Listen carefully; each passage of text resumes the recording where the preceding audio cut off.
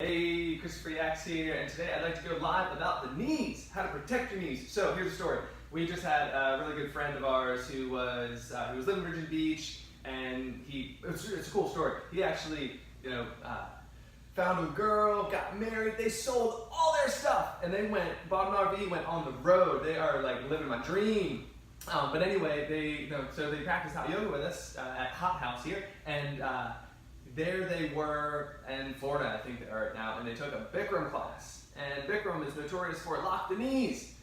Please stop teaching lock the knees. What they're really telling you to do is hyperextend the knees. So I want to talk about why you don't want to lock the knees. And honestly, I don't think Bikram actually is teaching to hyperextend the knees. I never trained with them. I'm not going to, but this is my, I trained with Jimmy Barkin, who was a longtime teacher, and he was he thinks he's just lost in translation. What he was saying is engage, lock, in his language, it was lock and then get it strong. But what happens over time, the telephone game is hyperextend, push the knee back, go back, far back, way back, get your neck back. All right, so check this out. Here's some fundamental anatomy that you got to know in relationship to how to protect the knees. Check this out. No, you gotta go lower. So here is the knee. This is flexion. This is extension, and anything past this straight line is what's termed hyperextension. But it's just an arbitrary term. Some people can do that and there's no pain. I do it and I feel pain. So here's the other thing. The other knee also has not just flexion extension, but it also has, when it's bent, a little rotation. This little rotation. If the leg is straight, the rotation isn't at the knee, it's in the hip. If the knee is bent and you rotate this way, that is a hip movement, external rotation. If you rotate it in, it's internal rotation.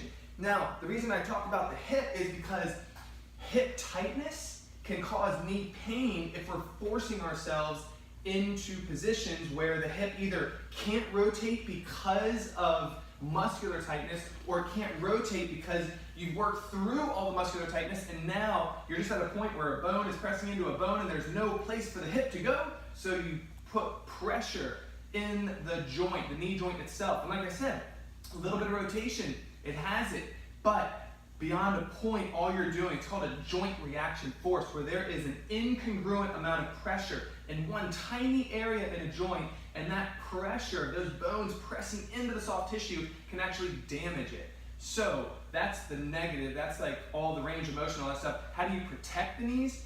The very first thing is, if we're talking about the hip, is be conscious of when is it your limit in hip rotation.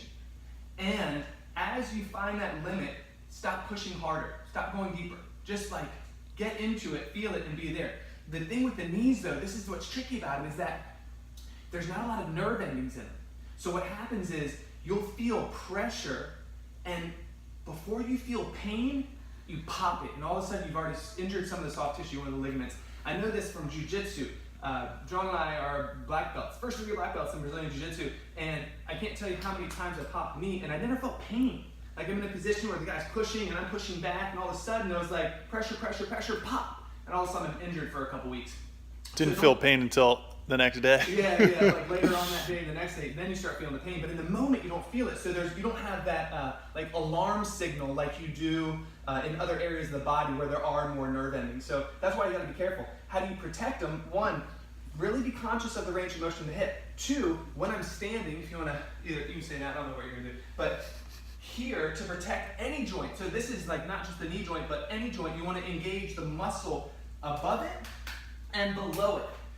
So instead of locking the knee, which means push the knee back, what happens when you do that is you actually disengage the quad. And now there's this pressure, this shearing pressure back, which can actually damage the meniscus. So instead of doing that, bring the weight a little forward into the foot, the big toe ball mount.